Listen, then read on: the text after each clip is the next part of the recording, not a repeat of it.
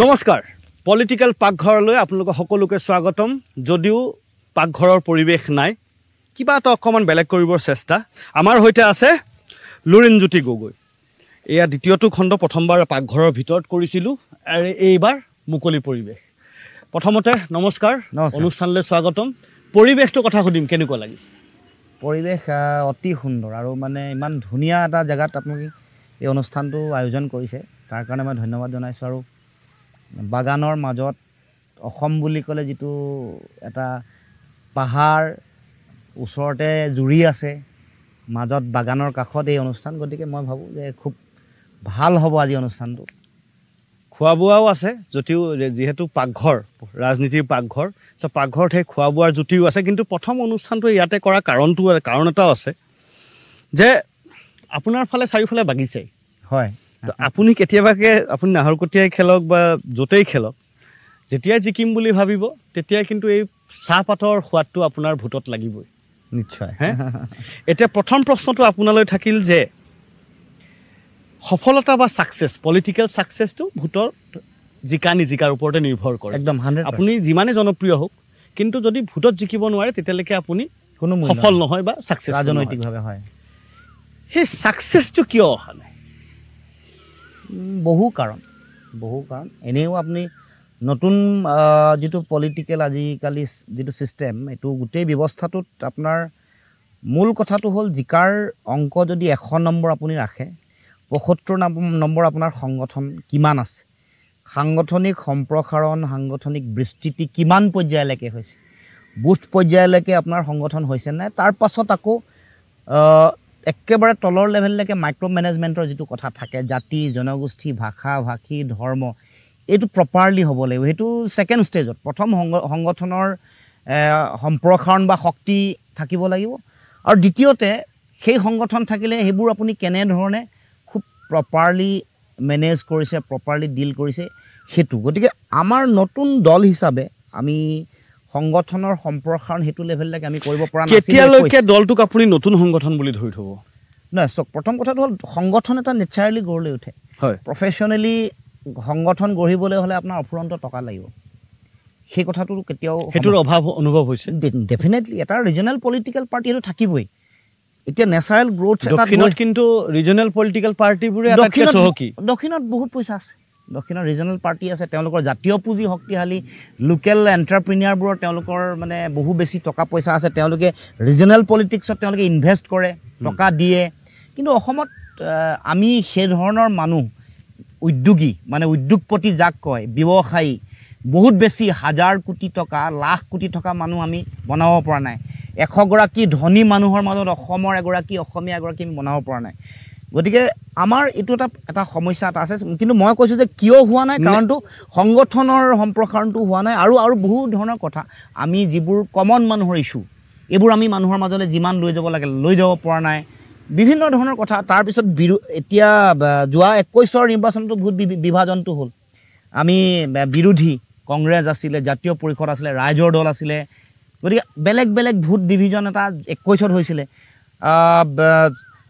24ৰ লোকসভা নিৰ্বাচনত হোৱা নাছিলে কিন্তু মোৰ লোকসভাটোত আপে টিকেট দিছিলে গতিকে ভোট ডিভিজনটো কিবা নহয় কিবাকে ভোট বিভাজনটো হৈ আছে হেতু এটা অন্যতম কাৰণ আৰু তাৰ উপৰিও আমি যি ধৰণে মানুহৰ মাজলৈ ইস্যু লৈ যাব লাগে যেনেকে একতাৰে আশাবাদী পৰিবেশ দিব লাগে হেতু দিব পৰা নাই ইস্যু বুলি কৈ আছে যে আপুনি কৈছে যে যিসকল ভোটাৰ যিসকল একেবাৰে ভিতৰত থকা ভোটাৰ একেবাৰে শেষৰ ভোটাৰজনলৈকে যিবোৰ বিষয়বস্তু লৈ মানে আপোনালোকে নিৰ্বাচন যুঁজিম বুলি ভাবে সেই বিষয়বস্তুবোৰ তেখেতসকলৰ ওচৰলৈ লৈ যাব লাগে তেখেতসকলক বুজাই উঠাব লাগে যে এইবোৰ বিষয়বস্তুৰ বাবে আছো সেইভাবে আমাক ভোটটো দিব লাগে কিন্তু কথাটো হল যে চৰকাৰী পক্ষৰ যি আছে তেখেতসকলে কয় যে ৰাজ্যখনত বৰ বেছি চিন্তা কৰিবলগীয়া বিষয়বস্তু নাই সেই গতিকে আপোনালোকক বিচৰাই নাই ৰাইজে না এটো প্ৰকৃততে হসা জানো মই আপোনাক সুধিছো প্ৰকৃততে হসা জানো আপোনাক মই সুধিছো এটো আটাইতকৈ বেছি মিছা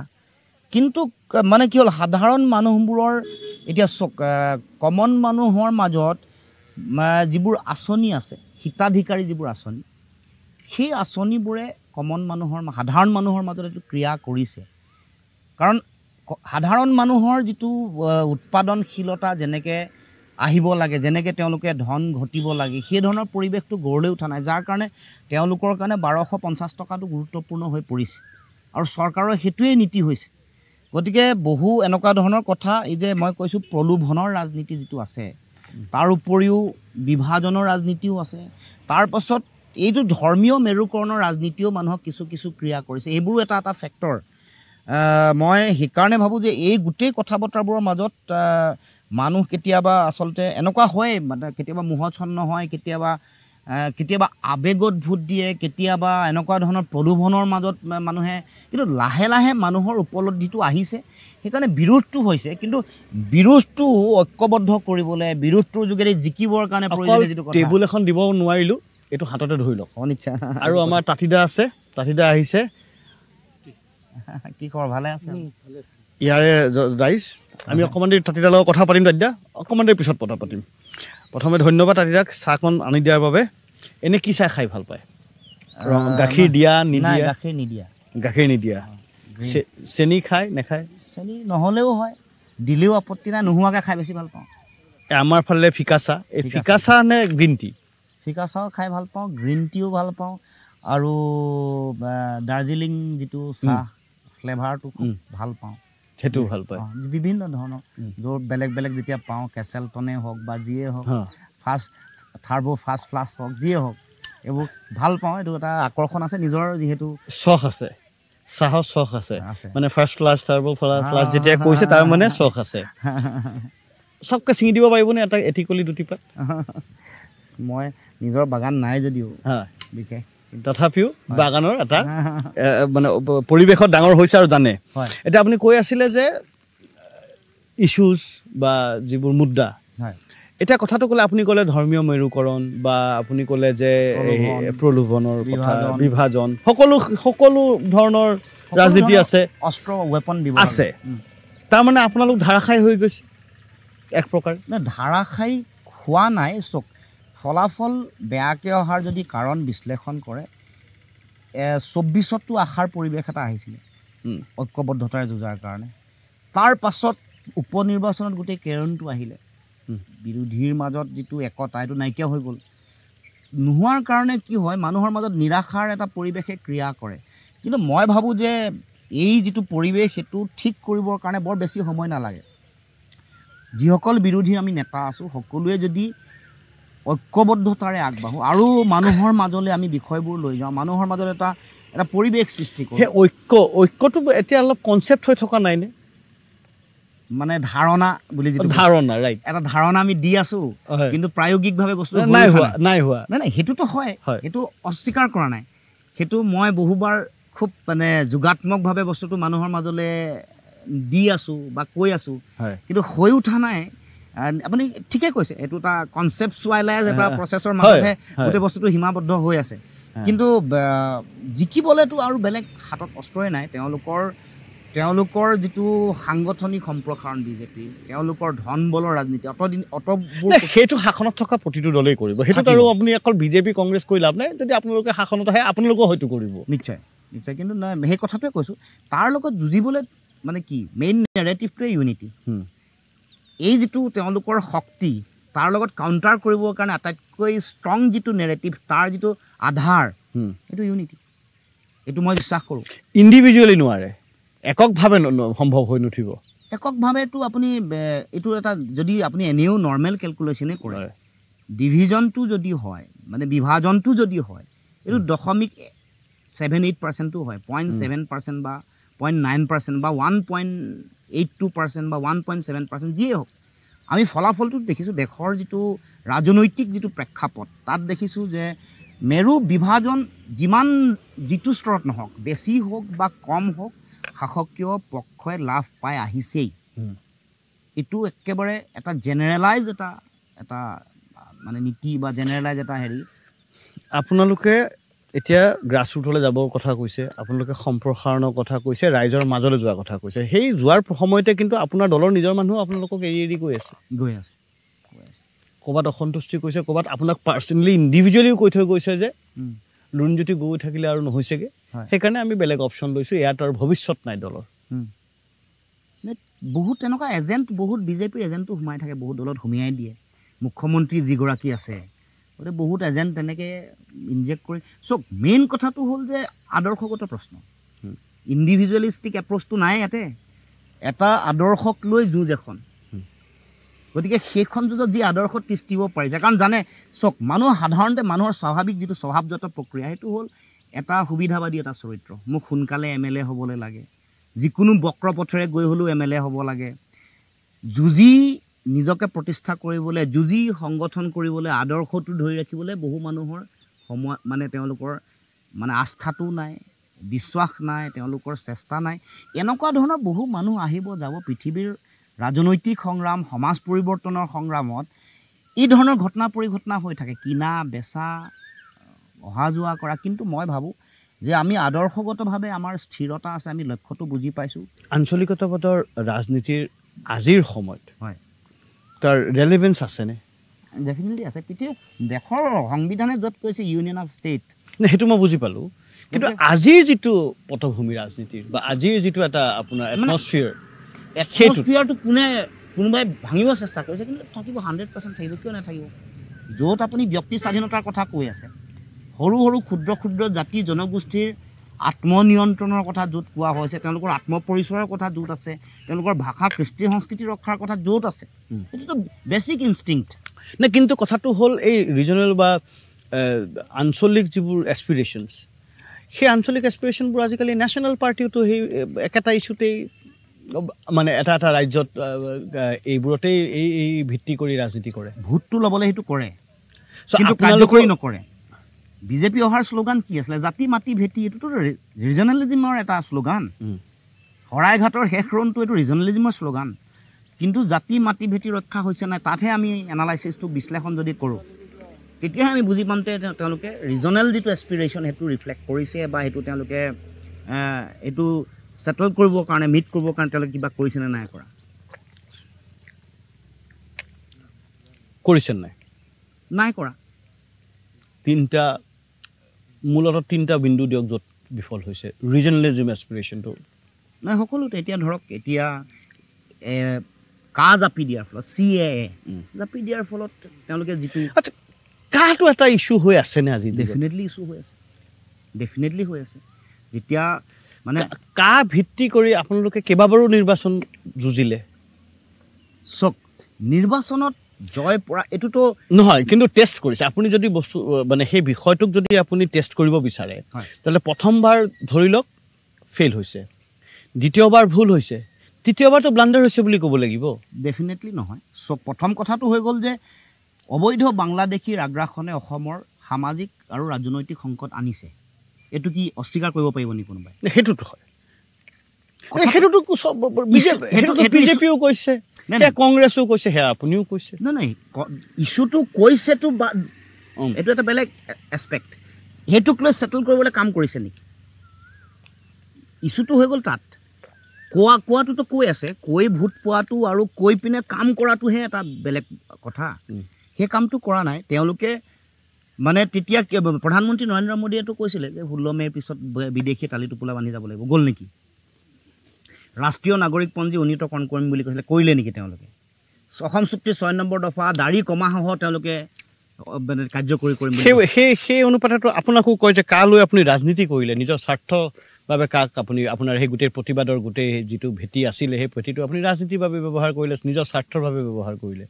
চক প্ৰথম কথাটো হ'ল আন্দোলন আমি কৰি থকাৰ মাজত ৰাজনৈতিক দল এটা গঠনৰ প্ৰাসংগিকতা আহিলে অসম গণ পৰিষদে বিত্ৰে কৰাৰ কাৰণে দলটো গঠন হৈছে। গতিকে এইটো এটা বিজেপিয়ে দি থকা নেৰেটিভ, এইটো আপুনি বিজেপি স্প'ক্সমেনে কৈ থকা নেৰেটিভ এটা। এইটো কমন মানুহৰ, কাৰণ ৰাজনৈতিকভাৱে গোটেই বিষয়টো যুঁজিবই লাগিব, ৰাজনৈতিকভাৱে এই সমস্যাবোৰ সমাধান কৰিব লাগিব, তাৰ কাৰণে সেইধৰণে আগবাঢ়িব লাগিব। আৰু সেইকাৰণে এই দলটো গঠনৰ প্ৰাসংগিকতা আছে। যেতিয়াই আদৰ্শ পৰিহাৰ কৰি গণপৰিষদকে ধৰি বাকী ৰিজনেল শক্তিবোৰ, আঞ্চলিক শক্তিবোৰে যেতিয়া বিজেপিৰ লগত একেলগে আগবাঢ়িলে, তেতিয়া ডেফিনেটলি এটা ধাৰা প্ৰতিষ্ঠা কৰাৰ এটা প্ৰয়োজনীয়তা নিশ্চিতভাৱে আহি পৰিলে। আৰু সেইকাৰণে আন্দোলনমুখৰ পৰিৱেশৰ মাজত এটা দল জন্ম হৈছে, গঠন হৈছে। গতিকে ইয়াত ৰাজনৈতিক মুনাফাৰ কোনো প্ৰশ্নই অহা নাই। কাৰণ ৰাজনৈতিক মুনাফাৰ কথা আহিলে মই তেতিয়া চলেবলৈ কৌশলে মানে বিধায়ক হ'বৰ কাৰণে বা কেইজনমান বিধায়ক উলিয়াবলৈ চেষ্টা কৰিলোঁ।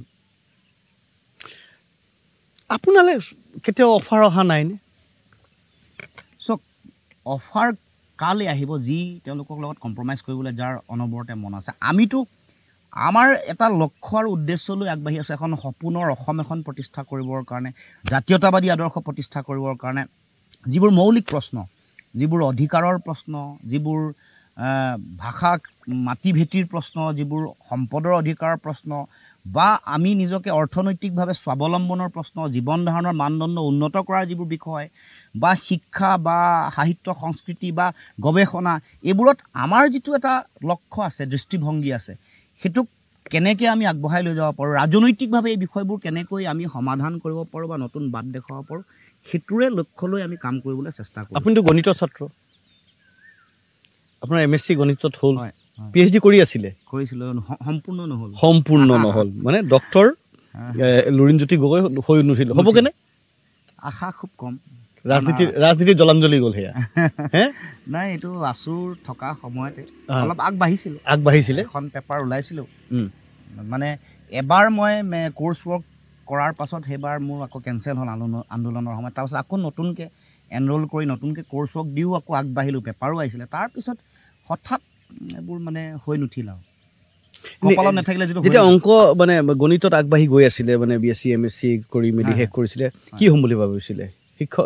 শিক্ষা দীক্ষাৰ নহয়, আৰম্ভণিতেতো যেতিয়া মানে উচ্চতৰ মাধ্যমিক যেতিয়া আছিলে, যেতিয়া বিজ্ঞানত আছিলোঁ, তেতিয়াতো ইঞ্জিনিয়াৰ হোৱা নৰ্মেল এটা সাধাৰণতে অভিযন্তা হোৱাৰ মানুহৰ এটা মন থাকে। আৰু এনেও অকণমান পিছতো মোৰ সেই ধৰক এপ্লাইড মেথামেটিক্স বা ফিজিক্স এইবোৰৰ প্ৰতি আকৰ্ষণটো বেছি, যিহেতু সাধাৰণতে মগজৰ ভিতৰত ইঞ্জিনিয়াৰ হোৱাৰ এটাই প্ৰৱণতা আছিলে, কিন্তু যিহেতু হৈ নুঠিলোঁ, তাৰপিছত BSc MSc কৰিবলৈ আহিলোঁ ধৰক। গতিকে মই সেইকাৰণে মানে মানুহৰ যে জীৱনৰ লক্ষ্য, এইম অফ লাইফ বুলি যেতিয়া কয়, মানে মই এতিয়াও কওঁ ইউনিডাইমেনশ্যনেল যিটো কথা, একমুখী যিটো জীৱনৰ লক্ষ্য কেতিয়াও হ'ব নোৱাৰে। কেতিয়াবা সময়ৰ বাটত কেতিয়াবা সলনি কৰিব লগা হ'ব পাৰে। মই BSc MSc কৰোঁতে মই কেতিয়াও ভবা নাছিলোঁ ধৰক মই আহি ৰাজনীতিত ওলাব, মই আচুলৈ আহিম বা ৰাজনীতি কৰিম। আচুত থাকোঁতেও কিন্তু ৰাজনীতিলৈ আহিম বুলি ভবা নাছিলোঁ।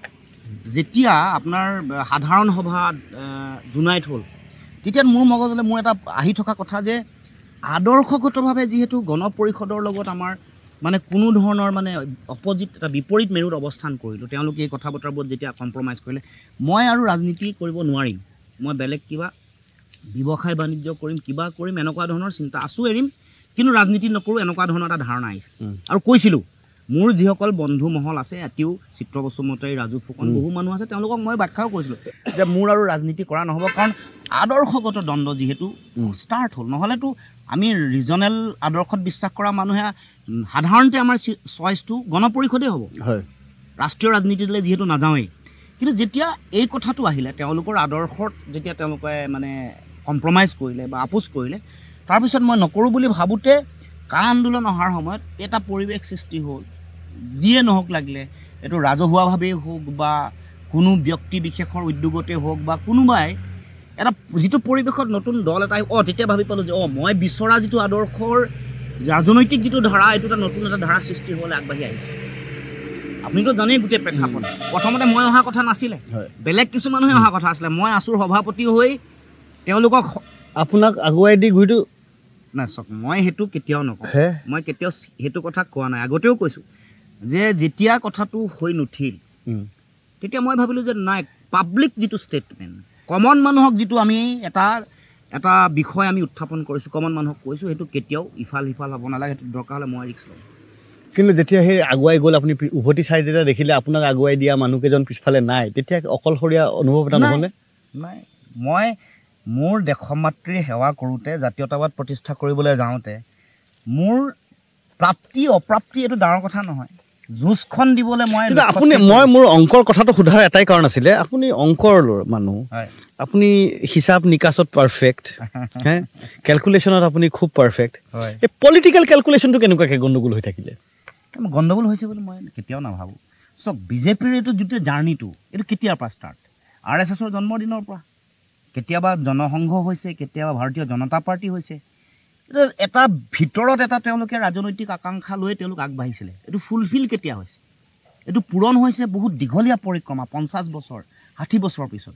কিন্তু ত্যাগ, সেইটো তেওঁলোকৰ বেয়া মানে যিবোৰ আমাৰ লগত নিমিলা আদৰ্শৰ মাজতো এইটোক আমি স্বীকাৰ কৰিব লাগিব তেওঁলোকৰ ত্যাগটো তেওঁলোকৰ ডিচিপ্লিনটো তেওঁলোকৰ কমিটমেণ্টটো সেইটো আমিও সেইকাৰণে শিকিব লাগিব যে এটা আদৰ্শ এটা জাতিৰ ৰাজনৈতিক ভৱিষ্যত সুৰক্ষিত কৰিবলৈ বহুত ত্যাগ কৰিব লাগিব আমাৰ বহু নেতাই নিজৰ স্বাৰ্থ বেছি গুৰুত্ব দিলে জাতীয় স্বাৰ্থ সকলোৱে এৰিলে আজিও সেইকাৰণে আপুনি মই কথা আলোচনা কৰি থাকিব লৈছে আপুনি মোক বাৰে বাৰে প্ৰশ্ন কৰিব লগা হৈছে এইবোৰ সমাধান হৈছে জানো বহু কথা কৈ হয় ময়ো কওঁ যে আগৰ যিসকল আমাৰ নেতা আছিলে সেইসকলে নিজৰ স্বাৰ্থ চৰকাৰখন মুখ্যমন্ত্ৰিত্ব মন্ত্ৰিত্ব এইবোৰৰ যিমান বেছি গুৰুত্ব দিলে জাতীয় বিষয়বোৰ অলপ হ'লেও যদি 20-25% 30%ও যদি সমাধান হ'লে আজি আমি যথেষ্ট আমি মানে সুৰক্ষিত হৈ থাকিলোঁ এটা বিৰতি ল'ব লাগিব কিন্তু বিৰতি লোৱাৰ আগত এটা প্ৰশ্ন মই সুধিব বিচাৰোঁ সেইটো হ'ল আপুনি ত্যাগৰ কথা কৈ আছে যে ত্যাগ এটা এটা এটা এটা মেইন এলিমেণ্ট এই গোটেই জাৰ্ণিটোত গোটেই সংগ্ৰামটোত এটা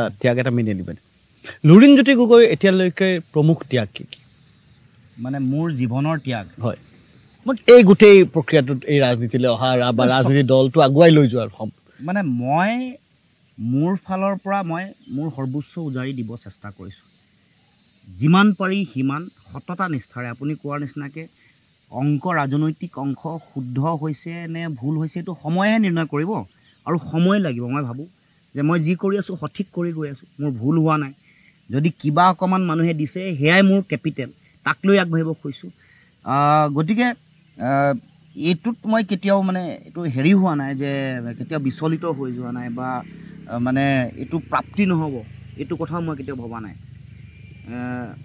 মই ভাবোঁ যে এইটো ভাল সময় আহিব আৰু আমি ভাল কাম যদি কৰি যাওঁ কাৰণ মোৰ ত্যাগ মই কি কৰিছোঁ কি নাই চব সেইটোতো কমন মানুহে জাজ কৰিব মই কিমান কৰিব পাৰিছোঁ নাই পৰা কিন্তু মই চেষ্টা কৰিছোঁ কৰিবলৈ এইটো ত্যাগ হয়নে নহয় এই গোটেই মানে চেষ্টাটোত তিনি গগৈৰ মাজত লুৰিণ গগৈৰ মাজত চেণ্ডউইচ হৈ গৈছে নি বাৰু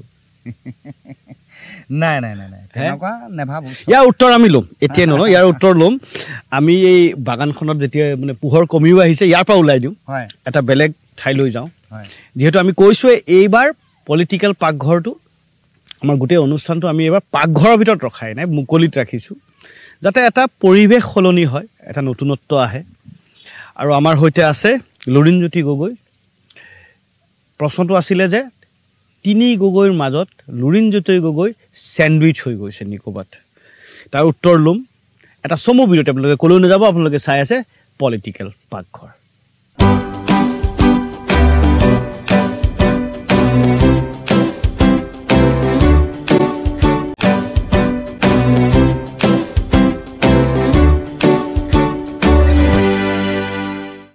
বিৰতিৰ পিছত স্বাগতম আপোনালোকে চাই আছে পলিটিকেল পাকঘৰ আৰু আমাৰ সৈতে আছে লুৰিণজ্যোতি গগৈ ডাঙৰীয়া প্ৰথমতে বাগিচাৰ পৰ্ব শেষ হ'ল চাহ খালোঁ এতিয়া আমি আছোঁ খুব সুন্দৰ ঠাইটুকুৰা কেনেকুৱা লাগিছে খুব ধুনীয়া KM9 নেষ্ট আমচাঙলৈ যদি যায় দিগাৰু ফালে তেতিয়াহ'লে এইখন আছে আহিব পাৰে কেতিয়াবা আপুনি সংগলৈ আহে যদি এনে আদা চাদা মৰাৰ স্বভাৱ আছেনে আছে কিয় নাই সেইটো নাথাকিলেতো না আছো হ'ব না ৰাজনীতি হ'ব না জীৱন হ'ব আৰু মূলতঃ এই গোটেই অনুষ্ঠানটোৰ উদ্দেশ্য হ'ল যে আড্ডা মাৰি মাৰি পাকঘৰত নৰ্মেলি পাকঘৰৰ ভিতৰতে ৰাজনীতিৰ কথা পতা এটা কথাটো হ'ল যে আমি তাতে কৈছিলোঁ তিনি গগৈৰ কথা যে তিনি গগৈৰ মাজত ক'ৰবাত চেণ্ডউইচ হৈছে নেকি লুৰিণজ্যোতি গগৈ নাই চেণ্ডউইচ হোৱাৰতো প্ৰশ্নই নাই মোৰ যিটো দায়িত্ব সেইটোতো কমন মানুহৰ যিটো আহ্বান সাধাৰণ জনগণৰ মনৰ কথাটোক মই ক'বলৈ চেষ্টা কৰিছোঁ আহ্বানটো সকলোকে ৰাখিছোঁ অকল মই এনেও এইটো নেৰেটিভ তিনি গগৈ নেৰেটিভটো বিৰোধিতা কৰোঁ আপুনি নিশ্চয় দেখিছে যে গগৈ কেন্দ্ৰিক কথা নহয় এইটো বিৰোধীৰ সকলো নেতাই একেলগে জনগণৰ যিটো আহ্বান এইটো সকলোৱে হৃদয়ংগম কৰি আগবাঢ়িব লাগে নহ'লে ফলাফল ভাল নহ'ব চিধাকৈ কৈছোঁ আৰু যদি কথাটো সকলোৱে বুজি পায় আৰু বিজেপিক প্ৰতিহত কৰিবলৈ যদি সকলোৱে চেষ্টা কৰে মানে নিজৰ সৰ্বোচ্চ উজাৰি যদি যুঁজে তেতিয়া ফলাফল ভাল আহিব আৰু জনগণেও চাই থাকিব কোনে কি কৰিছে কি নাই এইবোৰ কাকো আপুনি ঠগিব নোৱাৰে আমি যদি ভাবি লওঁ যে সাধাৰণ জনগণে একোৱেই বুজি নাপায় এইটো কিন্তু ভুল কথা মই ভাবোঁ যে সকলো কথা সকলোৱে বুজি পায় কেৱল মাত্ৰ মানে আমাৰ সততাটো ন্যূনতম থাকিবই লাগিব আপুনি কিমান স্মাৰ্ট কিমান টেঙৰ আপুনি কিমান চতুৰ, এইবোৰ বৰ বিশেষ মেটাৰ নকৰে। ৰাজনীতিত এই তিনিটা গুণতে আপুনি ভাবি থাকে, এইবোৰ ভাবি থাকে এটা পৰ্যায়লৈকে হয়, তাৰপিছততো আকৌ মানুহে বুজি পায়, ফলাফল দেখাই পায় নহয়। চাওক, বিভিন্ন এনেকুৱা মানে বহু এনেকুৱা পাৰ্টি, মানে কংগ্ৰেছৰো দীঘলীয়া পৰিক্ৰমা, তাৰপিছততো এতিয়া 10টা বছৰ গ'ল, দিল্লীত 15 বছৰ এতিয়া একেৰাহে বিজেপি চৰকাৰ কৰিলে। গতিকে এনেকুৱা কথা নাথাকে যে সাংঘাতিক গোটেই স্কিলটো লৈ গৈছে বা বহুত বেছি স্মাৰ্ট হ'লে এইটো হ'ব। গতিকে কিন্তু মূল যদি আমাৰ অবজেক্টিভটো ঠিকে থাকে, যদি আমি সকলোৱে অলপ লক্ষ্যটো স্থিৰ কৰি যুঁজাৰ এটা পৰিৱেশ যদি আমি গঢ়ি তোলোঁ, ফলাফল আহিবই, কোনেও ৰাখিব নোৱাৰে। এই যেতিয়া আপোনালোকে মিটিঙত বহে, আপুনি প্ৰয়াস কৰে সকলোকে একেলগে লৈ বহি কিবা এটা চিন্তা কৰি, সেই অসম বনাইছিলে ঐক্য মঞ্চ, কংগ্ৰেছক বাহিৰত থৈছিলে, তাৰপিছত আপুনি ক'লে যে কিন্তু সম্ভৱ হয়নে কংগ্ৰেছত এৰি পেলাই? নাই, অসম্ভৱ কথা এইটো। যদি ট্ৰাইংগুলাৰ হৈ যাব, অসম কংগ্ৰেছক বাদ দি অসম হ'ল, কংগ্ৰেছে খেলিলে, বিজেপি ট্ৰাইংগুলাৰ আকৌ হ'ল, বিজেপি আকৌ জিকি গুচি যাব। আপোনালোকে সেই ট্ৰাইংগুলাৰটো বিচৰা নাই, প্লেনাৰ হ'ব লাগে দুটা মেৰু। আৰু দেশততো এইটোৱে নহয় জানো, বাইপোলাৰ মোডটো গোটেইটো আপুনি চবতে দেখিছেই দেখোন। আপোনালোকে বাতৰিও সম্প্ৰচাৰ কৰি আছে, যেতিয়া দিল্লীৰ নিৰ্বাচন হৈছে সেইটো একে কথা, হাৰিয়ানাটো একে কথা, বা আপুনি মহাৰাষ্ট্ৰটো একেই কথা। ক'ৰবাত এনেকুৱা ধৰণৰ দুটা মেৰু হৈছে যদিও, যেতিয়াই এই যে কথাবোৰ যদি একে মেৰুত থকা মানে বিৰোধী শিবিৰৰ মাজত যদি ক'ৰবাত দশমিকত কথাবোৰ গণ্ডগোল হয়, মিলনটো তাৰমানে যিটো চিমেণ্টেড যিটো বণ্ডিং যিটো মানে সেইটো যদি ঠিক নহয়, আৰু তলৰ পৰ্যায়ত যদি ভোট ট্ৰেন্সফাৰটো ঠিক নহয়, তেতিয়া মানে সেইকাৰণে আৰম্ভণিটো প্ৰথম যিটো নীতি আধাৰটো, এইটো ইউনিটি হ'বই লাগিব। সেই মই আপোনাক দুটামান কণ্ডিশ্যন দিছোঁ। সেইদিনাখন অখিল গগৈ ডাঙৰীয়াই ক'লে যে তেখেতৰ ইচ্ছা যে ড্ৰাইভাৰ হ'বলৈ, তেখেতৰ ইচ্ছা ড্ৰাইভাৰ দিবলৈ, আৰু তেখেতৰ খুব ইচ্ছা যে 5 বছৰ সময় যেন তেখেতক দিয়া হয়, তেখেতৰ অসমখন গঢ়িব। হয়, সেইটো হ'ল তেখেতৰ চিন্তা। তেনেকুৱাকৈ কংগ্ৰেছৰো নিজৰ চিন্তা আছে, আপোনাৰ নিশ্চয়কৈ আছে, আপুনি প্ৰকাশ কৰিছে। এটা কথা হ'ল, চবৰ যদি ইণ্ডিভিজুৱেল চিন্তা লৈ পেলাই তেনেকুৱাকৈ আপোনালোকে একেখন টেবুলত বহেগৈ, আপোনাৰ লাগেনে অদূৰ আৰু 15 বছৰত কেতিয়াবা কিবা এটা হ'বগৈ? নাই, চব বাস্তৱিক পৰিস্থিতিটো অনুধাৱন কৰি দিব লাগিব আমি, সেইটো অনুধাৱন কৰিহে সিদ্ধান্ত ল'ব লাগিব। আশাটো সকলোৰে থাকিব। আমাৰো অসমৰ এনেকুৱা মানুহ আছে যে দেশৰ প্ৰধানমন্ত্ৰী হ'বলৈও আশা কৰে, এনেকুৱা মানুহোতো আছে। কিন্তু আশা থাকিলেও আপোনাৰ গতিকে বাস্তৱটো কি, প্ৰেক্টিকেল ৰিয়েলিটিটো কি, এইটো আমি সকলোৱে বুজি পাব লাগিব। আৰু কোন মুখ্যমন্ত্ৰী হ'ব, কোনে ড্ৰাইভিং ছিটত বহিব, ঠিক হ'ব পিছত। কিন্তু প্ৰথমটো আপুনি যুদ্ধখন জয় কৰি বাছত উঠিব লাগিব, একেখন বাছততো উঠি লওক। এতিয়া কথাটো হ'ল যে লক্ষ্যস্থানত পকগে। এতিয়া কথাটো হ'ল সেই একেখন বাছত উঠাৰ সময়ত কেনাটো ক'ত লাগেগৈ? নে কেনাটো বিভিন্ন সময়ত বিভিন্ন ধৰণে লাগে, কিন্তু আমাৰ কথাটো হ'ল যে কেনা লাগিলেও মানে বাছখনত গৈ লক্ষ্যস্থান দিছপুৰ পাব লাগিব। আৰু বাছখনত গৈ থাকোঁতে বিশ্বাসটো অটুট থাকিব লাগিব, যাতে কোনেও যাতে মানে লগত লৈ অহা গ্ৰেনেডটো তাৰ মাজতে ফুটাই নিদিয়ে, মানে গণেশগুৰিত বা বেলেগ খানাপাৰাত ক'তো ফুটাই নিদিয়ে, এনেকুৱা গ্ৰেনেডটো থাকেই। মানে সেইকাৰণে কৈছোঁ বিশ্বাসযোগ্যতাটো বঢ়াব লাগিব, থাকেই। গতিকে সেই কথাটো আমি কেইবাৰ ফুটিলে তেনেকুৱা গ্ৰেনেড?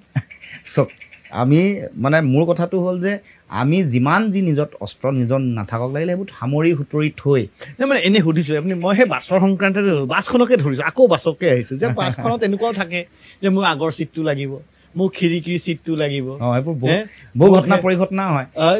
সেই কোন সেই যে আগৰ ছিট, পিছৰ ছিট, খিৰিকী ছিট বিচাৰি থকা কোন?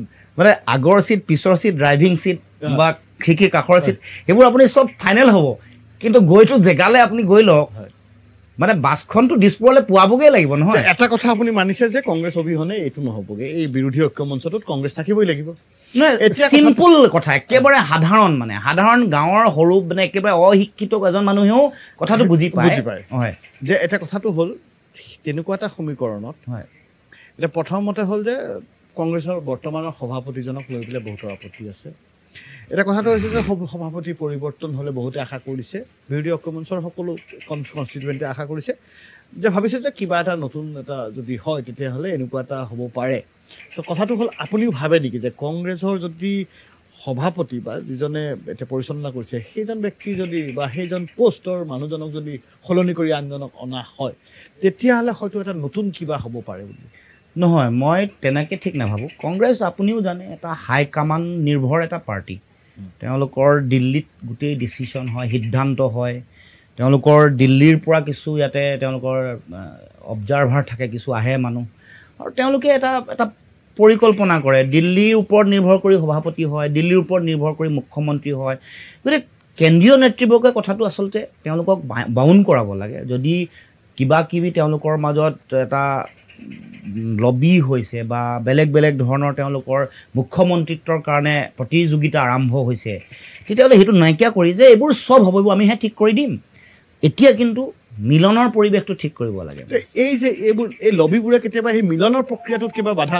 সৃষ্টি হৈছে নেকি না মই মোৰটো কথা যে মই এইটো কথা বাৰে বাৰে কৈছোঁ যিহেতু হাইকমাণ্ড কেন্দ্ৰিক গোটেই দলটো গতিকে এইবোৰ যদি কিবা আছেও তেওঁলোকৰ গোটেই সীমাবদ্ধতাটো কি সীমাবদ্ধতাটো ৰাহুল গান্ধী সোনিয়া গান্ধী বা দিল্লী হাইকমাণ্ড গতিকে মই ভাবোঁ যে তেওঁলোকে এইটো ছেটেল হৈ যাব এইটো বৰ বেছি দিন নাথাকিব নালাগে কিন্তু গোটেই বস্তুটো এটা হলিষ্টিক এপ্ৰ'চ লাগিব নহয় জানো ওপৰৰ পৰা গোটেই কথাটো অসম ৰাজ্যখন বিৰোধীয়ে দখল কৰিব খোজে দখল কৰিব যাওঁতে কংগ্ৰেছৰ এটা নিশ্চয় গুৰুত্বপূৰ্ণ ভূমিকা থাকিব লাগিব সেই ভূমিকাটো পালন কৰিবলৈ যাওঁতে তেওঁলোকৰ যিসকল ইয়াত দায়িত্বত থকা মানুহ বা তেওঁলোকৰ কেন্দ্ৰীয় নেতৃবৰ্গৰ পৰা দায়িত্ববাহী যিসকল বিষয়ববীয়া তেওঁলোকে এটা কিন্তু পৰিকল্পনা এটা প্ৰস্তুত কৰিব লাগিব এয়া চাহ আহিল আপোনাৰ আপুনি আজি নমনালে দাৰ্জিলিং চাহো আপোনাক খুৱাব নোৱাৰিলোঁ হ'ব একো নাই এইটো আপোনাৰ বিশেষ ফৰমাইছ আছিলে গ্ৰীণ টি লিপটনৰ গ্ৰীণ টি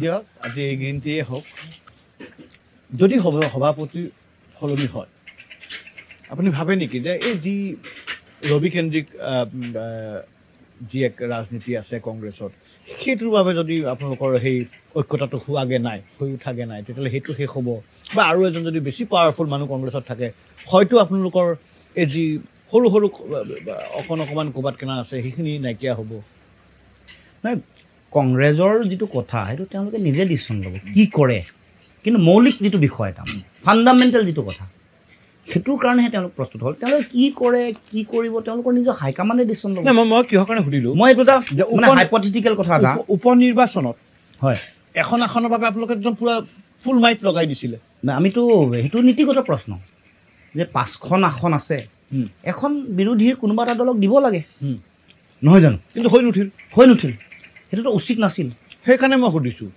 যে কিবা এটা সলনি হ'লে হৈ উঠা পৰিস্থিতি এটা হ'ব মই সেইটো নাজানো মূল কথাটো হ'ল যে তেওঁলোকে এইটো একচেপ্ট কৰি ল'ব লাগিব যে অলপ এৰা ধৰা লাগিব অলপ ডেম'ক্ৰেটিক মাইণ্ডছেট লাগিব এনেকুৱা ধৰণৰ কথা বতৰা আহিলে তেতিয়াতো আমি এইটো কথা কোৱা গৈছিলে সৰু দল আপোনালোকে এৰিব কয় নহয় মূল কথাটো সেইটো যদি বুজি পায় যে অকণমান হ'লেও ভোট দৰকাৰ জিকিবৰ কাৰণে ভাঙিলেই হাৰি যায় এইটোত একেবাৰে শিশুৱে বুজি পোৱা কথা এটা তাৰমানে এইটো যদি বুজি পোৱা নাই আজিলৈকে এইটোতো বৰ ডাঙৰ কথা হ'ব গতিকে মই ভাবোঁ যে এইটো নিশ্চয় বুজি পাইছে বা বুজি পোৱাটো উচিত আৰু সেইকাৰণে তেওঁলোকে কেনেকৈ এইটো গোটেই বস্তুটো এক্সিকিউট কৰিব কেনেধৰণে বিষয়টোত আগবাঢ়িব সেইটো কিন্তু তেওঁলোকে অকণমান নিজে ঠিক কৰি ল'ব লাগিব আমি বিচাৰি আছোঁ ঐক্যবদ্ধভাৱে যুঁজ দি তেওঁলোকক পৰাভূত কৰা গতিকে কোন ধৰণে আগবাঢ়িব কেনেকৈ কৰিব এইটো তেওঁলোকৰ নিজৰ মাজত কথা বতৰা পাতি ঠিক কৰি লোৱাটো মই ভাবোঁ যে প্ৰয়োজন তাৰ কাৰণে কি কৰিব তেওঁলোকে নিজে জানিব কাৰণ এইটো আমিতো ইয়াৰ পৰা বাহিৰৰ পৰা কোৱাটো উচিত নহয় এইটো হ'ব লাগিব ফৰ্মুলা এইটো মানে এটা কথা আপুনি উপলব্ধি কৰিছে নাই হয় আজি মে' হ'ল হয় আৰু 7টা মাহ হয় সময় কিন্তু বহুত নাই আপোনালোকে হ'ব কৰিব হ'লে ভাল হ'ল হয় এনেকুৱা এটা হয় ত' এনেকুৱাকৈ হাইপথেটিকেল কিছুমান বস্তু যদি আপুনি এতিয়াও যদি খেদি ফুৰে তেতিয়াহ'লে বাস্তৱখন কেতিয়া হ'ব নাই সেই বাস্তৱটো খুব সোনকালে হোৱাটো প্ৰয়োজন সেইটোৱে মানে কেতিয়া আপুনিতো ভাবিছে প্ৰয়োজনটো কেৱল আপোনাৰ কাইলৈ বিচাৰোঁ সেয়া মই যিহেতু পজিটিভ প্ৰয়োজনটো কেৱল আপোনাৰ নে আপোনাৰ লগত যি প্ৰয়োজনটো অসমৰ জনগণৰ পঞ্চায়ত নিৰ্বাচন লিটমাছ টেষ্ট বুলি কোৱা হৈছিলে ছেমি ফাইনেল বুলিও কোৱা হৈছিলে হয় AJP বা জাতীয় পৰিষদ এই লিটমাছ টেষ্টত আপুনি কেনেকুৱা ফলাফল কেনেকুৱা হ'ব ভাবিছে আমি খুব মানে চিলেক্টেড সমষ্টি কিছুমানতহে খেলিছিলোঁ তাৰ ভিতৰত আমি যি পাইছোঁ সেইটো মই নাভাবোঁ যে আমি বহুত ভাল ফলাফল কৰিছোঁ, কিন্তু যি দিছে সেইটো আমাৰ আশীৰ্বাদ, সেইটো আমাৰ আধাৰ। আমি আমাৰ ফালৰ পৰা সৰ্বোচ্চ যাই যুঁজিছোঁ। ক'ৰবাত ৰাইজে অলপ মৰম দিছে, কিন্তু আমি আৰু বহু দুজন বাদ যাবলৈ বাকী আছে। 26ৰ কাৰণে আমাৰ হাতত 10 মাহ সময় এটা আছে। পঞ্চায়ত নিৰ্বাচনৰ ফলাফলটোকে আমি শক্তি হিচাপে লৈ, আধাৰ হিচাপে লৈ, তাত য'ত য'ত পজিটিভ আমি আউটকাম দেখিছোঁ, মানুহৰ য'ত য'ত পজিটিভিটি আমি গঢ় লৈ উঠা দেখিছোঁ, সেইবোৰকে মূলধন আৰু সাৰথি কৰি আমি আগবাঢ়ি যোৱাৰ কাৰণে পৰিকল্পনা প্ৰস্তুত। সমষ্টি ৱাইজ ক'ত পজিটিভিটি দেখিছে আপুনি? যিবোৰ সমষ্টিত আমি দিছোঁ, মোটামুটি সেই সমষ্টিবোৰত মানে ধৰক 15-17টা সমষ্টিত মোটামুটি অলপ চলপ আমাৰ প্ৰাৰ্থী জিকি আহিছে। তাৰপৰা এতিয়া কথাটো হ'ল ৰাইজৰ দলৰ, হয়, এইবাৰ ৰাইজৰ দলে নামনিত, হয়, বিশেষকৈ সংখ্যালঘু অধ্যুষিত যিসমূহ অঞ্চল আছে বা ভোটৰ ষ্টাৰ আছে, তাত এইবাৰ সোমাইছে বা পাইছেও ভোট। ইফালে যদি আমি চাওঁ, দক্ষিণ অসমতো যদি যাওঁ, তেতিয়াহ'লে তাতো হাইলাকান্দি, কৰিমগঞ্জতো ৰাইজৰ দল সোমাইছে, বিস্তাৰ কৰিছে। আপোনালোক কিন্তু এতিয়াও উজনি আৰু নৰ্থ বেংকত সীমাবদ্ধ হৈ আছে। দলটো আপুনি কৈছে, দলটোলৈ সপোন আছে, দলটোলৈ বহু আশা আছে, বহু জাতীয়তাবাদী চিন্তাধাৰা আৰু আগুৱাই লৈ যাব লাগিব। দলৰ সম্প্ৰচাৰ ক'ত হৈছে? সম্প্ৰসাৰণ আমি কৰি আছোঁ উজনি আৰু মধ্য অসম বা উত্তৰ অসম, যিটো কথা আপুনি কমফৰ্ট জ'নত আছে এতিয়াও? নাই, কমফৰ্ট জ'ন বুলি এইটো ক'ব নোৱাৰে। আমি যিটো ফলাফল 21ত আমি পাইছোঁ, তাৰ আধাৰত য'ত জাতীয়তাবাদৰ ভেটি আছিলে আগতে, যিটো ইতিহাসে কৈছে, পৰিসংখ্যা বা ডেম'গ্ৰাফিয়ে য'ত আমাক এতিয়ালৈকে পাৰ্মিট কৰিছে, তাত আমি সংগঠন কৰিছোঁ, তাত আমি খেলিছোঁ। আৰু নামনি অসম বা আপুনি বৰাক উপত্যকা কওক বা সেইবোৰ অঞ্চললৈও আমি সম্প্ৰসাৰণ লাহে লাহে কৰিম, নিশ্চিতভাৱে কৰিম। কিন্তু এতিয়া এই সময়তে আমাৰ যিটো সীমিত শক্তি, সেই তাৰ ভিত্তিতে আমি কাম কাজ কৰিছোঁ। সীমিত শক্তি মানে আমাৰ যিটো সাংগঠনিক মানে য'লৈকে বিস্তৃতি হৈছে, য'ত য'ত আমি আমাৰ ভাল ফলাফল হৈছে, সেইটো ভিত্তিত আমি নিৰ্বাচন খেলিছোঁ।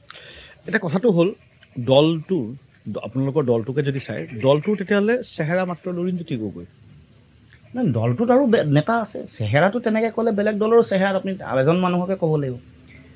আজি এনেকুৱাও বিধায়ক আছে, আপুনি নাম ক'লে বহুত গাঁৱৰ মানুহে চিনি নাপায় ধৰক, তেতিয়া তেওঁলোকক চেহেৰা বুলি ক'ব নেকি? দলে নিৰ্বাচনী কৰি পঠাইছে, বিধায়ক হৈছে, তাৰ কাৰণে বহুত এনেকুৱা বিধায়ক আছে, নাম ক'লে আপুনি চিনি নাপায়।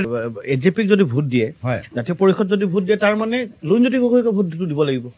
আদৰ্শক ভোট দিব, এটা দলক দিব, কিয় লুৰিণজ্যোতি গগৈক ভোট দিব? ব্যক্তিকেন্দ্ৰিক কথা কিয় কৈছে? দলৰ আৰু বহুত নেতা আছে তেনেকুৱা, যথেষ্ট। আমাৰ সাধাৰণ সম্পাদকেই হওক বা আন আন নেতা সম্পাদকসকল আছে, উপসভাপতি, সেইসকল আপুনি নিজেও এনেও চালেই দেখিব যে সকলোৰে কাৰোবাৰ পলিটিকেল ক্ৰেডেঞ্চিয়েল বা ছ'চিয়েল হেৰিটো যথেষ্ট ষ্ট্ৰং, কোনোবা ইণ্টেলেকচুৱেলিও ষ্ট্ৰং, কোনোবা বেলেগ বেলেগ ফিল্ডৰ পৰা আহিছে, আৰু সকলোকে লৈ ৰাজনৈতিক হেৰিটো গঢ়ি তুলিব লাগিব। ভোট বেংকটো কোনটো বুলি ভাবিছে? ভোট বেংক বোলা কথাটোতো এটা ৰং কনচেপ্ট এটা। ভোট বেংক বুলি মানুহে যদি বেংক যদি বনাইছে, তেতিয়াহ'লে আপোনাৰ দৃষ্টিভংগী ভুল হ'ব। আমি সকলো মানুহৰ ভোট আমি ল'ব খুজিছোঁ। জাতীয়তাবাদ মানে এনেকুৱা নহয় যে অকল আমি গগৈ, শইকীয়া, বৰা, কলিতা, বৰঠাকুৰ এইকেইটাই জাতীয়তাবাদ। অসমৰ প্ৰতিটো জাতি জনগোষ্ঠী, ভাষা ভাষী, ধৰ্মাৱলম্বী লৈ ইনক্লুচিভ জাতীয়তাবাদ এটা গঢ়ি তুলিব খুজিছোঁ। কিন্তু ইয়াত আমি অসমখনৰ সুৰক্ষিত ভৱিষ্যত, অসমৰ সকলো জাতি জনগোষ্ঠী, তেওঁলোকৰ সম অধিকাৰ, সম উন্নয়ন আৰু সমমৰ্যাদাৰ প্ৰশ্ন ইয়াত জড়িত হৈ আছে। গতিকে সকলোকে লৈ আদৰ্শটো অসম কেন্দ্ৰিক, অসমৰ জাতীয় স্বাভিমান কেন্দ্ৰিক, অসমৰ অসমীয়া ভাষাৰ উপৰিও বিভিন্ন নৃগোষ্ঠীয় জনগোষ্ঠীয় ভাষাসমূহৰ সুৰক্ষা, সংস্কৃতি, সকলো জাতি জনগোষ্ঠীৰ সংস্কৃতিৰ শ্ৰীবৃদ্ধি বা এইবোৰক যাতে আমি ৰাষ্ট্ৰীয় আন্তঃৰাষ্ট্ৰীয়। যেতিয়া আপুনি এই কথাখিনিক লৈ যেতিয়া আপুনি ধুবুৰী যাব, বা আপুনি গোৱালপাৰা যাব, বা বৰপেটা যাব, বা মৰিগাঁও অঞ্চলত যাব, বা আপুনি যদি হাইলাকান্দি, কৰিমগঞ্জ, নীলামবাজাৰ, ৰাছিমগঞ্জ এইবোৰত যাব, তেতিয়া ইয়াৰ একচেপ্টেঞ্চ কেনেকুৱা? ডেফিনেটলি থাকিব, কাৰণ সেইটো আপুনি বিজেপিৰ কমিউনেল পলিটিক্সৰ লগত এইটো সম্পৰ্কই নাইতো। সেইটো কথা বিজেপিহে কয় সেইধৰণে। আমি নগাঁও, মৰিগাঁওতো তেওঁলোককো, যিসকল আমাৰ কথাটো হ'ল যে অসম চুক্তিয়ে কৈছে 71 চনৰ আগত অহা যিসকল মানুহ, তেওঁলোক দেশৰ নাগৰিক। গতিকে তেওঁলোকৰ অসম কেন্দ্ৰিক যিটো কথা, অসমৰ মানুহৰ জাতীয় চেতনা কেন্দ্ৰিক যিটো কথা, সেইটো তেওঁলোকেও সেইটো উপলব্ধি নিজে কৰিব, হৃদয়ংগম কৰিব লাগিব।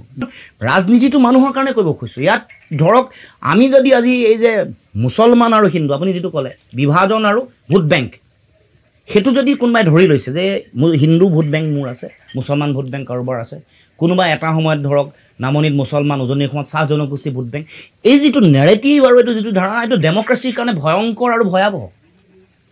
তিনিটা একদম পোনপটীয়া প্ৰশ্ন। প্ৰথম কথা হ'ল চান্দা লৈ ৰাজনীতি কৰে নে? এই চান্দালৈতো বিজেপিয়ে ৰাজনীতি কৰে, এইটো তেওঁলোকে কৈছে। তেওঁলোকৰ বহুত দীঘলীয়া তালিকা, একদম ডাঙৰ ডাঙৰ কোম্পানীবোৰক মাজতে ব্লেকমেইলিঙো কৰিলে। আচ্ছা, 2 নম্বৰ কথা হ'ল যে উজনিত বৰ্তমান আপুনি দুলীয়াজানৰ কথা ক'লে, হয়, দুলীয়াজান, শিৱসাগৰৰ যিবোৰ ঘটনা পৰিঘটনা হৈছে, হয়, আপুনি ভাবেনে ইট ইজ এ ডিজাইন নে এইবোৰ নৰ্মেল? নাই, ডিজাইন আছে, বহুত ডিজাইন, বহুত হেৰি মানে ডিজাইন আছে। এটা যন্ত্ৰই মূলতঃ চৰকাৰী যন্ত্ৰই তেওঁলোকে ডিভিজনটো খুব বিচাৰে। যিমান বিভাজিত হৈ থাকিব সিমানে তেওঁলোকৰ লাভ। কাৰণ তেওঁলোকে বিচাৰে যে ওচৰ চাপিব খোজা কোনোবা মানুহক তেওঁলোকে বাধাৰ প্ৰাচীৰ হৈ থিয় দিয়ে। তেওঁলোকে নিজে কৰিব নোৱাৰে কাৰণে কাৰোবাক তেওঁলোকে প্ৰভোগ কৰে, কোনোবা এটা তেওঁলোকে ইনষ্টিগেট কৰে, ক'ৰবাত তেওঁলোকে পইণ্ট এটা তেওঁলোকে হিট কৰে। দুলীয়াজনত মানে তৃতীয় শক্তি আপুনি ভাবি আছে? ডেফিনেটলি এইবোৰ কথাত, গোটেই কথাটোত, কাৰণ শেষত যি ধৰণৰ কাম কাজবোৰ আৰম্ভ কৰিছে, যেনেকুৱা ধৰণৰ এটা পৰিৱেশ সৃষ্টি কৰি দিয়া হৈছে, এইটো এটা ৰিজনেল পলিটিক্সৰ কাৰণেতো কেতিয়াবা লাভো হ'ব পাৰে এনেকুৱা পৰিস্থিতি। চক সেইটো পুনৰ মানে সংকীৰ্ণতালৈ সোমাই নাই, মই আকৌ কৈছোঁ যে ৰিজনেল পলিটিক্সটো আপুনি কৈ আছে যে ৰিজনেল পলিটিক্স, ৰিজনেলিজিম, আঞ্চলিক ৰিজনেলিজিম মানে কি? অকল আমি ভাষিক অসমীয়া মানুহৰ কথা কৈছোঁ নেকি? তাত বড়ো নাই নেকি? তাত কাৰ্বি ৰাভা নাই নেকি? তাত মিচিং নাই নেকি? সকলো আছে, সকলোকে লৈ কাৰ্বি তিৱা সকলো আছে। আৰু ইয়াত থকা আন সকলো জাতি জনগোষ্ঠীকো সেই মৰ্যাদা আমি দিব খুজিছোঁ। সদৌ অসম ছাত্ৰ সন্থাৰ নিচিনা সংগঠন এটাৰ জন্মলগ্নৰ সময়ত জড়িত মানুহ কোন কোন?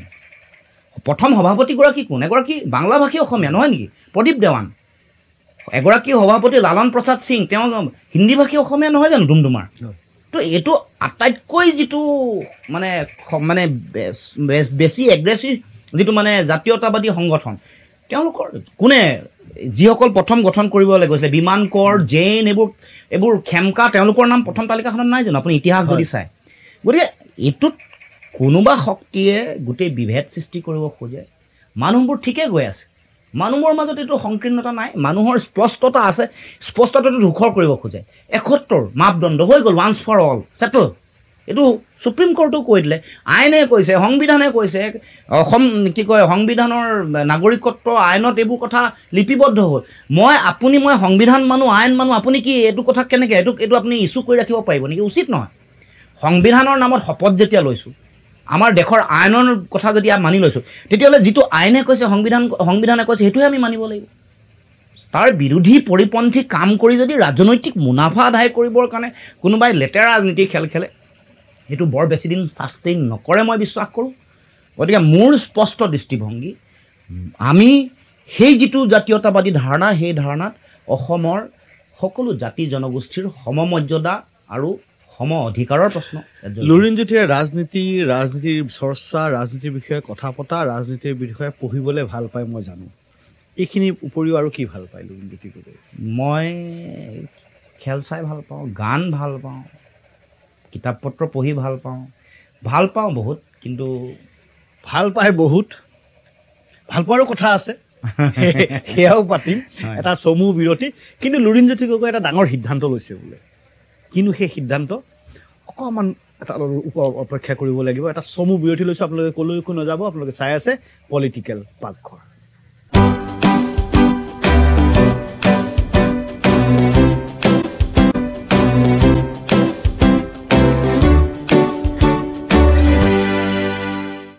বিৰতিৰ পিছত স্বাগতম। আপোনালোকে চাই আছে পলিটিকেল পাকঘৰ। মোৰ সৈতে আছে লুৰিণজ্যোতি গগৈ আৰু পিছফালে ভেকুলী টুৰটুৰণি। আচ্ছা, এটা কিবা এটা কৈ আছিলে, হয়, কেনেকুৱাকৈ খায় আহোমসকলে? এনেকুৱা টুৰটুৰণি শুনিলে বোলে লিকলিকাই যায় বোলে।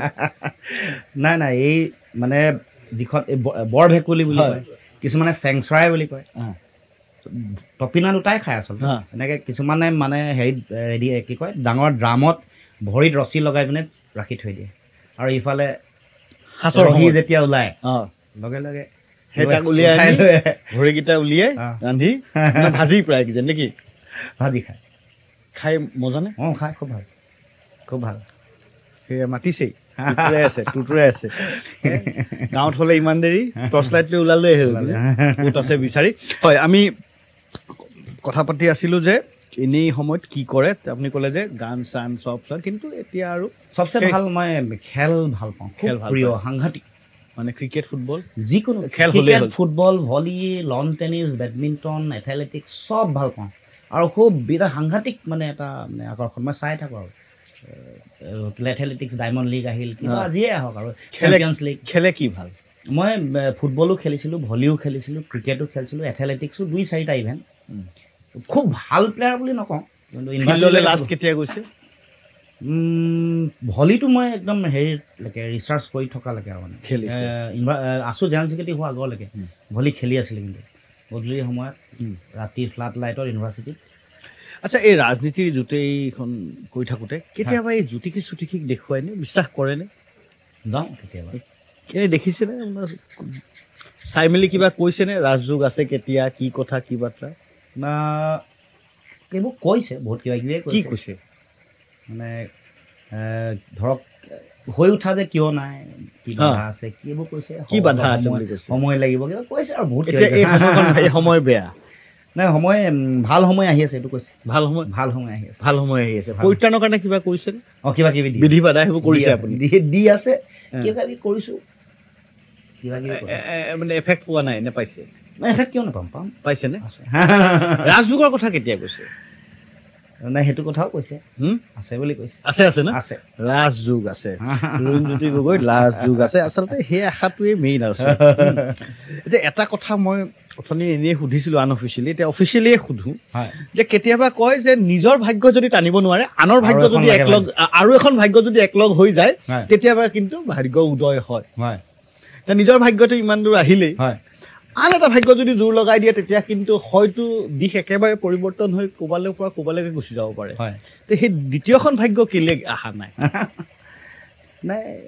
এইটো সময়ৰ কথা আৰু সময়টো ধৰি লওক মোৰ 2টা এপিছড হৈ গ'ল এই সময় অপেক্ষা ৰাইজৰটো আৰু বহু বছৰ হ'ল মানে অহা নাই আৰু কি কৰিব না আহিব দিয়া নাই চব সেইটো একদম কোৱা নাযায় মানে এইটো এটা মানে এটা প্ৰি ডিটাৰমাইন বস্তু নহয় আচ্ছা বা এটা চিডিউল এটা কৰি থোৱা বস্তু নহয় কেতিয়াবা আহে কেতিয়াবা নাহে কেতিয়াবা দেৰি হয় কাৰোবাৰ সোনকাল হয় গতিকে এইটো আপুনি ইয়াৰ কোনো মানে ব্যাখ্যা নাই এক্সপ্লেনেশ্যন নাই আপোনাৰ কাৰণে কি হৈছে আপুনি অহা নাই নে দেৰি হৈছে নে আহিব দিয়া নাই নে আহিও নহা হৈছে এইটো আপুনি মানে সেইটোৱে কৈছোঁ যে তেনেকুৱা ধৰণৰ কোনো মানে স্পেচিফিক ইয়াৰ কোনো হেৰি নাই ব্যাখ্যা নাই নে এখন ভাগ্যলৈ আগুৱাই লৈ যাম বুলি ভাবিছে যে ইখন ভাগ্য আৰু একেলগ হোৱাৰ চান্সেই নাই এতিয়াতো মানে চক এটা সময়টো অলপ পাৰে হৈছে আৰু সময় পাৰ হৈ গৈছে নেকি সময় বহুত আগবাঢ়িছে আপুনি কোৱা নিচিনাকৈ সময় আগবাঢ়িছে গতিকে দেখা যাওকচোন কি আছে ইংগিতে ইংগিতে কিন্তু কৈছে যে সময় পাৰ হৈ গৈছে সময় উকলিছে নাই আপুনি এতিয়াও one of the most eligible bachelor সন্মুখত যেতিয়া ৰাহুল গান্ধী থাকিব সলমান খান থাকিব কৃষ্ণ সেই আদৰ্শই আগবাঢ়িছে নে এতিয়া নহয় inspired by Rahul Gandhi and Salman Khan সেইসকল যেতিয়া আছে তেতিয়া সৰ্বানন্দ সোণোৱালো আছে গতিকে সেইকাৰণে আমাক এইটো সেই আৰু মানে এটা আমিও ধৰক তেওঁলোকৰ মানে আদৰ্শৰে অনুপ্ৰাণিত বুলি নকওঁ তেতিয়া আমাক অকণমান সৰু সৰু যেন লাগে যে নাই সময়টো এতিয়াও আছে কিন্তু এই মানে এই আপুনি যাৰ যাৰ নাম লৈছে তেওঁলোকৰ লগত কম্পেয়াৰ নাই মই কম্পেয়াৰ কৰাও নাই কিন্তু মই চিটুৱেশ্যনটো কম্পেয়াৰ কৰিছোঁ যে তেনেকুৱা পৰিস্থিতি থাকি কিন্তু আজি খুব সফল তেওঁলোক সফল খুব সফল বাজপেয়ীও সফল APJ আব্দুল কালামো সফল সেই যে হাত দেখুৱাইছিলে যে সেইজনে তেনেকুৱা পৰামৰ্শ দিয়া নাইতো নাই তেনেকুৱা তেনেকৈ থাকি সফল হোৱা মানুহ আছে বহুত আছে প্ৰেম যে নাই সেইটোতো আপুনি না ক'ব নোৱাৰে এইটোতো প্ৰেম নাথাকিলে জীয়াই থাকিব কেনেকৈ জীয়াই আছে প্ৰেমটো আছে কিন্তু প্ৰেমটোক আপুনি আনটো নাম দি দিয়া নাই প্ৰেম মানেতো বিবাহ নহয় গতিকে আপুনি বৰ ছ'চিয়েল নৰ্মছত থাকি পেলাই মানে সেই গোটেই প্ৰেম আবদ্ধ কৰিব বিচাৰে দুইটাক আপুনি এক কৰিব কোৱাৰ কাৰণে মই কৈছোঁ মানে আপুনি সেই দুইটাক একীকৰণ কৰাৰ যিটো চেষ্টা সেইকাৰণে মই কৈছোঁ প্ৰেমটোক আপুনি আবদ্ধ কৰিব বিচাৰে প্ৰেমৰ লগত মানে বিবাহৰ যিটো হেৰি নহয় বিবাহ যেতিয়া হ'ব তাৰ মাজত প্ৰেম থাকিব কিন্তু প্ৰেমেই যে বিবাহৰ ৰূপ ল'ব সেয়া মানে নাই নহ'বও পাৰে ৰাইজক কিন্তু বহুত ক্লু দিছে মানে যিসকলে প্ৰশ্ন সুধিয়ে থাকে যে কেতিয়া হ'ব কি হ'ব লুৰিণ গগৈকো সোধে আনজনকো সোধে এতিয়া কথাটো হ'ল আকাৰে ইংগিতে বহুত হৈছে যে প্ৰেম মানে বিবাহ নহয় প্ৰেম থাকিলেই যে বিবাহ হ'ব লাগিব তাৰো কোনো অৰ্থ নাই যি কপালত যি আছে সেয়াই হ'ব এতিয়া কথাটো হ'ল ৰাজনীতিত নিজৰ দলৰ বা নিজৰ কাষৰ মানুহক বাদ দি অন্য কাৰোবাক যদি আপুনি হঠাৎ পৰামৰ্শৰ বাবে ফোন এটা কৰি সুধিব লগা হয় যে এনেকুৱা এটা ভাবিছোঁ কি কৰিম কাক ফোনটো কৰে মানে ৰাজনৈতিকভাৱে ৰাজনৈতিক কাৰণত ৰাজনৈতিক মেক্সিমাম কথাটো আমাৰ নিজৰ দলৰ মাজত দলটো আছেই বাৰু দলে হয়তো স্পষ্টকৈ নেদেখিবও পাৰে দলৰ আমাৰ কথা শুনে নহয় আমাৰ নেতাসকলৰ মাজত তাক বাদ দি ৰাজনৈতিক পৰামৰ্শ সাধাৰণতে আমাৰ দলৰ উপদেষ্টা কেইজনৰ লগত আমি কথা পাতোঁ মই আকৌ কৈছোঁ দলৰ গণ্ডিটোৰ বাহিৰত কিছু মানুহৰ লগত কথা পাতোঁ কিন্তু এইটো ৰাজহুৱা কৰিব খোজা নাই কৰা নাই পলিটিকেল ফ্ৰেণ্ড কোন ৰাজনৈতিক বন্ধু মানে ৰাজনীতিত থকা বন্ধু আকৌ দলৰ কথা নক'ব দলৰ সকলোতো বন্ধু ভাই ভত্ৰী আছেই হয় সেই দলৰ গণ্ডিৰ বাহিৰত মানে ৰাজনৈতিক মিনিষ্টাৰ বা অন্য নেতা ডাঙৰ নেতা বা সৰু যি ৰাজনৈতিকভাৱে জড়িত নহয় আমি এলায়েন্সত আছিলোঁতো আমি আচলতে সাধাৰণতে ভূপেন বৰা বা গৌৰৱ গগৈ বা অখিল গগৈ এইসকলৰ লগতে আচলতে আমি এটা বন্ধুত্বসুলভ এটা সম্পৰ্ক ৰাখিছিলোঁ যে এইটো ইছ্যুত কেনেকৈ যোৱাটো উচিত আমাতকৈ অগ্ৰজ হ'লেও অজিত ভূঞা এটা ফৰামত আছিলোঁতো সেইবোৰ কথা তেওঁলোকৰ লগত পাতোঁ মানে বন্ধুত্ব বুলি সেই ধৰণৰে বন্ধুত্ব আচলতে ভূপেন বৰা ডাঙৰীয়াকো যে এইটো ইছ্যুত কি ধৰণে কৰা ভাল হ'ব আমি ঐক্যবদ্ধভাৱে সেইটো এতিয়াও পৰম্পৰাটো আছে যদিও ধৰক আজিও একতাটো আহি যোৱা নাই কিন্তু কেতিয়াবা হয় যে এইটো কেনেকৈ ডিল কৰিব লাগে টেকেল কৰিব লাগে গতিকে মই বন্ধুত্বটো সেইটোহে দৃষ্টিভংগীতে মই ক'ব খুজিছোঁ বন্ধু তেওঁলোকবোৰে মোৰ বন্ধু ৰাতি 2টা বজাত একদম নিৰ্দ্বিধাই কাৰোবাক ফোন কৰি পেলাই আছোন কোন সেয়া মোৰ কলেজৰ বন্ধু আছে মানে ৰাজনীতিত নাই ৰাজনীতিত নাই তেওঁ শিক্ষকতা কৰে ৰাজনীতিত নাই কলেজত পঢ়ায় হয় ৰাতি 2টা বজাত ফোন কৰিলে আছে আহ বুলি ক'লে আহে ফটককৈ ক'বলৈ ওলাই যাব লাগে কিবা এটা খাই যাব লাগে কি একদম 2 মিনিটছ মিল কি হ'ব পাৰে এই ভাত আৰু মানে কণী ভুজিয়া বা কণী আমলেট নিজে বনাই কেতিয়া খাইছে মই কেতিয়াবা কোনো নাথাকিলে নিজে বনাই খাওঁ আগতেতো নিজে বনাইছিলোঁ আগতে খুৱাইছিলোঁ আছোঁ জেনেৰেল ছেক্ৰেটাৰী হোৱাৰ আগলৈকে ময়ে বনাই খাওঁ মাংস বা বেলেগ কিবা যিয়ে হওক বনাই ভাল পাওঁ জেনেৰেল ছেক্ৰেটাৰী হোৱাৰ লগে লগে কমিলে তেওঁলোকে বেলেগ ল'ৰাই বনোৱা হ'ল মই বনাওঁ কিন্তু নাথাকিলে কিন্তু মই বনাওঁ এতিয়াও যদি মই অকলে আছোঁ মই বনাব লাগিব বাধ্য লুৰিণজ্যোতি গগৈ ৱাৰ্ড্ৰবত বগা চাৰ্ট কেইটা আছে বগা চাৰ্ট আছে কিন্তু বগা চাৰ্টৰ সংখ্যাটো আছুতকৈ এতিয়া অলপ কমিছে কেইটা আছে মনত পেলাবলৈ পৰা নাই 5, 6, 7 কিবা হ'ব বগাটো অভ্যাস নে বগাটো পচন্দ বগা পচন্দ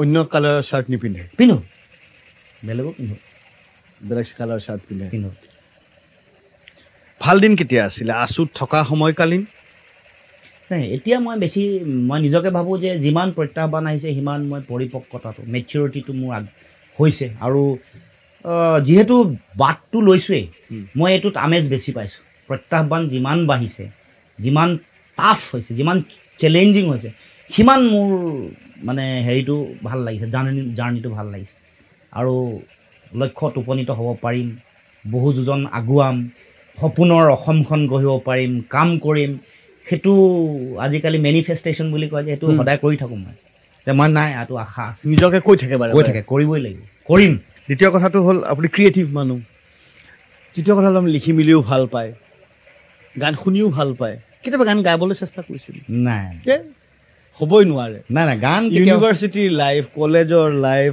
আছু এটা গান নোহোৱাকেতো হ'বই নোৱাৰে গান এইবোৰ মানে যিটো কুৰাজ বুলি কয় কুৰাছত আপুনি